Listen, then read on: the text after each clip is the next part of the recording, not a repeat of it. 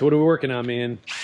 We're working on this here methanol system. All right. Now this methanol system has been eluding us. Last, George, how many times we tried to install this thing? Like 5 or 6 times? So we finally got the tab welded on, and I mean, we're pretty much ready to go, right? Yeah, today's the day. Today is the day the methanol is going on the truck. Now, in particular, what you're working on is the LED light, of which is incredibly important for our methanol system. So whenever the methanol is spraying, which is going to be a large portion of our enrichment, we'll be able to see it. Now, a little trick here. Okay, so when it's off, there's nothing. Now, obviously, when it comes on, it goes red, then green when it builds up pressure. Righto. So basically, we want to see this thing go from red to green.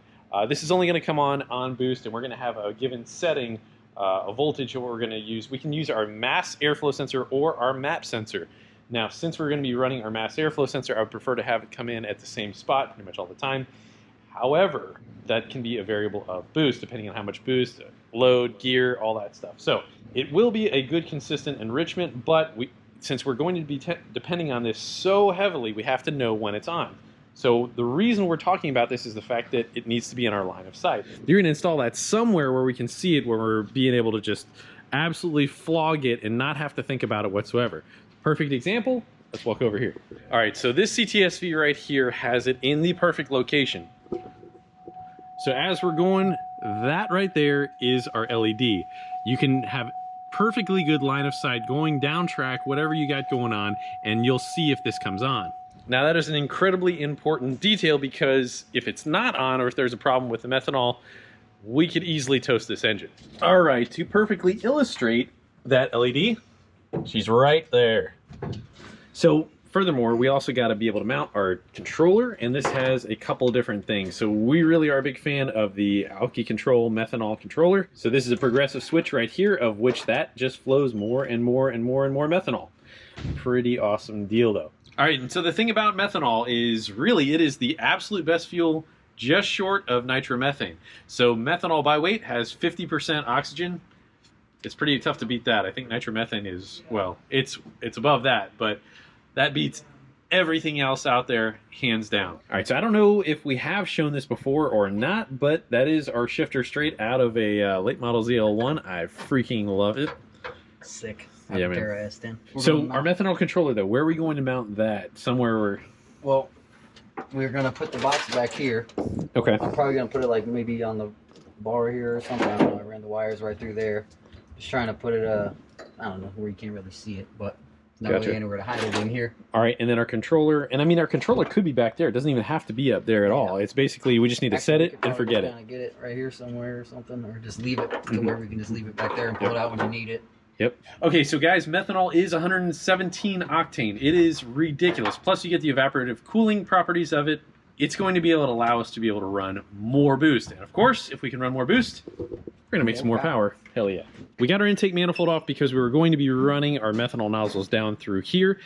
Before, we might have been limited in octane without methanol. With E85, we might have been limited with spark knock and our fuel system to, say, for example, maybe 9 pounds or maybe 12 pounds, for example.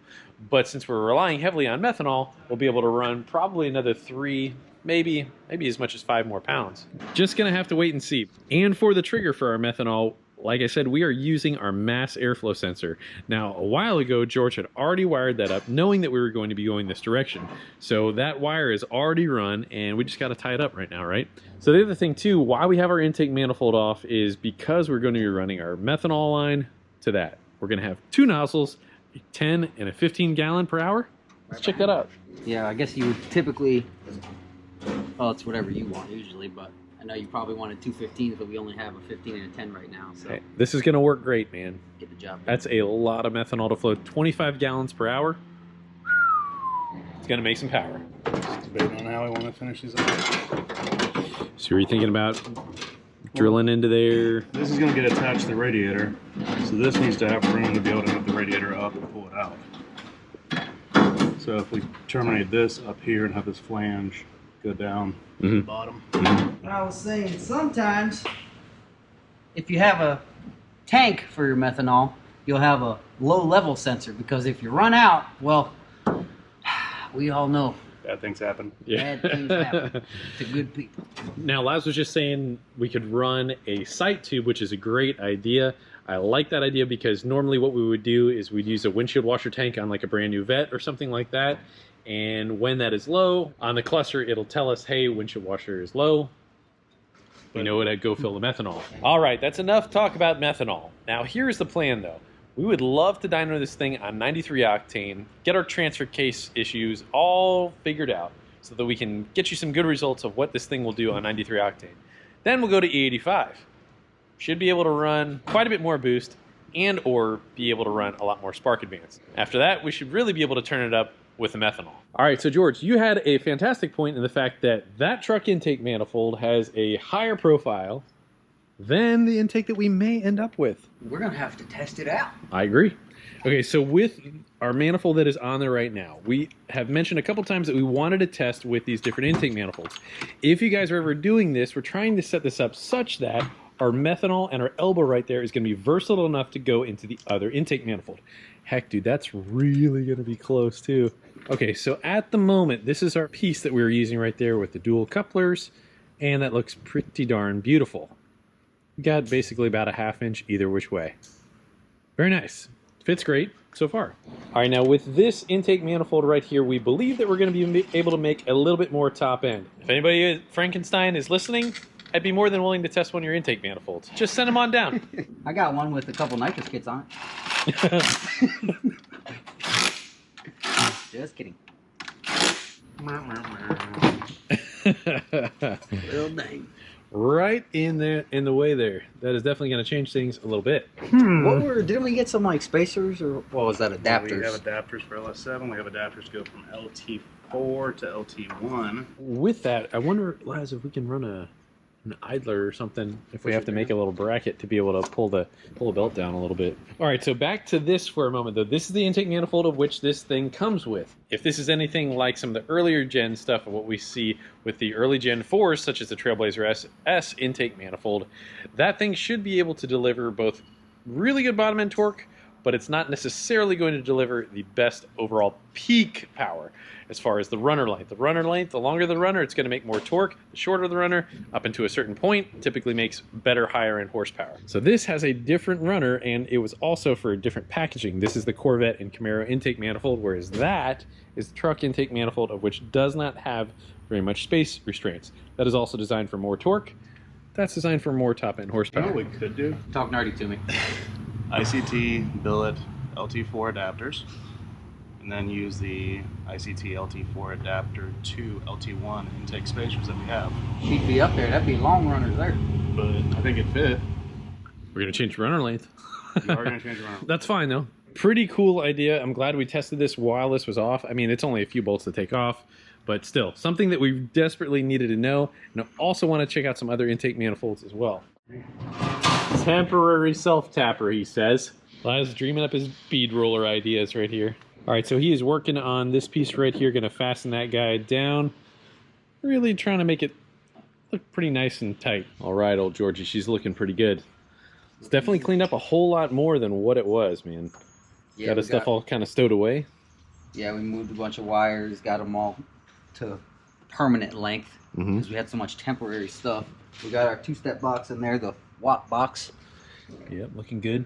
So we just got to cut that little zip tie. We got our USB is on the firewall right there, so I can be able to program that. So we got to do that in just a minute. Knocking out all these little things a little bit one by one here. I like our OBD2 port right there. That's pretty sharp. So I extended our fuel line because our feed line for our regulator was only was too short, so I put it over there for now. I kind of forgot about the exhaust, but we're gonna have to move it. Yeah, we had a customer come in the other day, and they needed this part, so we got to get that part replaced there. Unfortunately, Yeah, he left, and it was like, man, it was like midnight, and we got our meth lines ran. We ready? yeah, see, we got that going underneath the intake manifold. It's looking pretty good, man. So we'll get our intake manifold on in just a little bit, be able to fire this thing back up. You got to be able to program the Wat Box. We're going to go download this software, and we'll be able to set the parameters on how we want this thing to work, at what RPMs to turn on, turn off, and we have to be able to still run. We haven't run our clutch switch yet. and our pedal. So that is also a threshold. So depending on if we have just our momentary, which we thought about doing, versus a micro switch that is going to have a longer trigger time. So in the moment we press the clutch, not necessarily all the way depressed, that's a big difference than if we just start to press the clutch, right, because that whole mechanics takes a little bit of time, you know. So I would like to have the typical old style nitrous switch, I'm sure, which Jack Stan Jimmy over there is pretty well, you know, versed with. Yeah.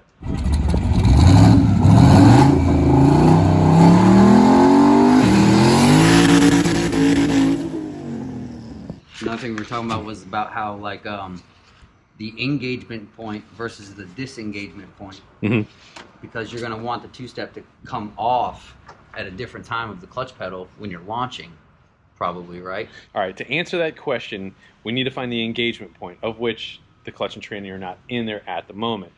If we put that micro switch in such a fashion that as we're depressed but still where the clutch is disengaged, we can put our clutch stop right there. That would be the sweet spot right there. Yeah. All right, so once again, I'm going to mention that this is going to allow for the no-lift shift, but while cutting the ignition, we would still be able to maintain boost in between shifts. So that's pretty much the biggest flaw with any sort of manual turbo car, is the fact that once you get off the throttle, you're dropping boost. So that should be a thing of the past. We should be able to wide open throttle shift this without losing any boost.